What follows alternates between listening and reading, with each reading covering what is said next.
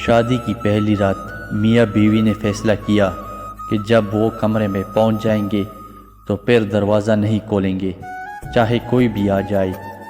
ابھی دروازہ بند ہوئے تھوڑی ہی دیر ہوئی تھی کہ دلہے کے والدین کمرے کے باہر پہنچے تاکہ اپنے بیٹے اور بہو کو نیک تمناؤں اور راحت بھری زندگی کی دعا دے سکے۔ دستک ہوئی، بتایا گیا کہ دلہے کے والدین باہر موجود ہے۔ دلہا دلہن نے ایک دوسرے کی طرف دیکھا، باوجود اس کے کہ دلہا دروازہ کھولنا چاہتا تھا۔ اس نے اپنے فیصلے کو مد نظر رکھا اور دروازہ نہیں کھولا۔ والدین ناکام واپس لوٹ گئے۔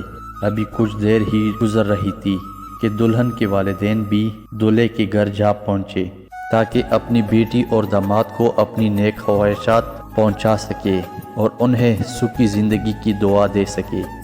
ایک بار پھر کمرے کے دروازے پر دستک دی گئی اور بتایا گیا کہ دلہن کے والدین کمرے کے باہر موجود ہے۔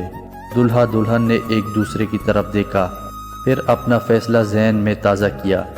باوجود اس کے کہ فیصلہ ہو چکا تھا، دلہن کی آنسو بھری سرگوشی سنائی دی نہیں۔ میں اپنے والدین کے ساتھ ایسا نہیں کر سکتی، اور فوراً دروازہ کھول دیا۔ شوہر نے یہ سب دیکھا مگر دلہن کو کچھ نہ کہا، خاموش رہا۔ اس بات کو برسوں بیت گئے۔ ان کے ہاں 4 بیٹے پیدا ہوئے اور 5ویں بار ایک بیٹی پیدا ہوئی۔